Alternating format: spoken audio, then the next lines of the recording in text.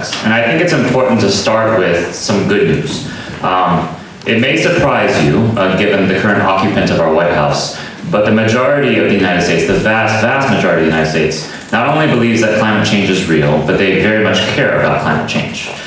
Polls this year show that 2/3 of people in the United States are concerned that climate change will affect their own lives personally.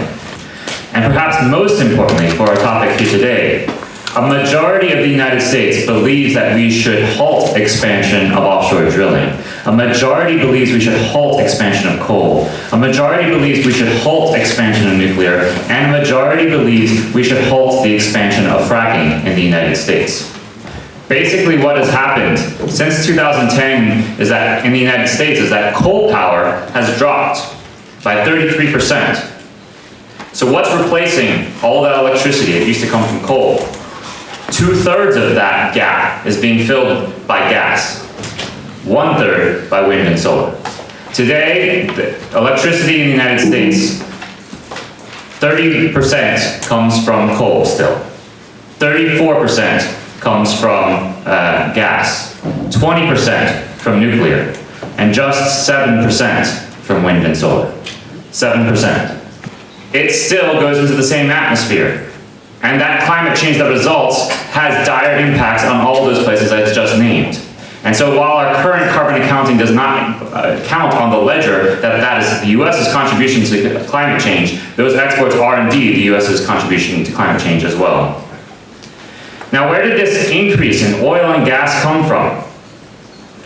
Two main sources. One, as Enrique just talked about, fracking. And the second is oil sands, tar sands from Canada.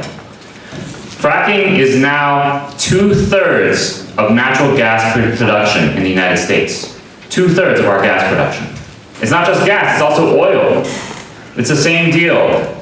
Fracking is now 1/2 of our oil production in the United States.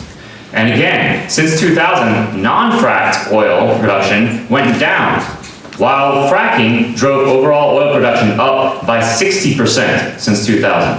So fracking is the critical input into our contribution to climate change in this day and age.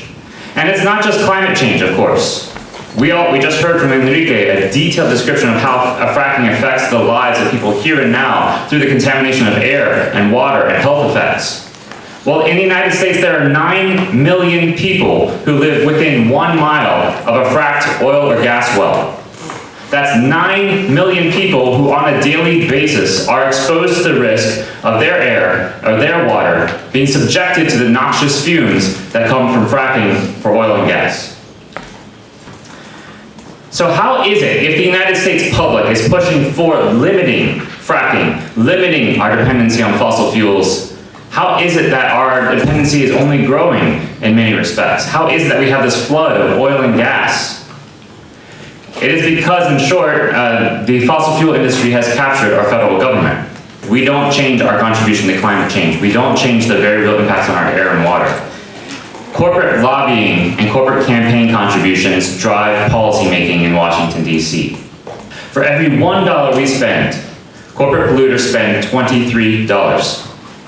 At this point, under the Trump administration, it's not just that corporate polluters are lobbying the government, they are the government.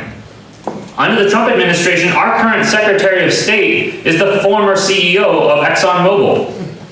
Our current Commerce Secretary used to be a coal CEO.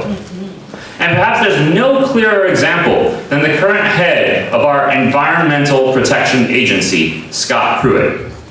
Scott Pruitt was the Attorney General in the state of Oklahoma, and as the Attorney General, Scott Pruitt sued the EPA, the Environmental Protection Agency, 14 times to try to block new climate and other environmental regulations. Now he's in charge of that agency he was so fond of suing.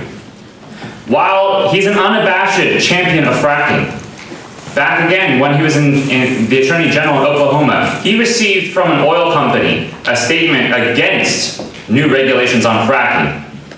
What he did with that was he copied it, he pasted it, he put his own logo on top of it, and he sent it in to the EPA without changing a word.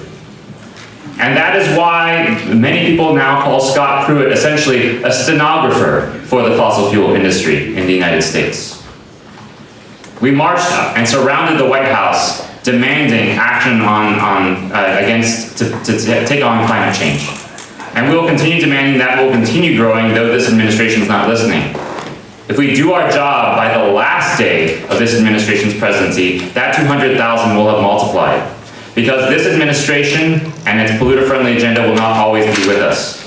And it's incumbent on us to do the work that we need to make sure that when it is gone, our cross-sector, broad, cross-border movement for a clean energy revolution is ready to go.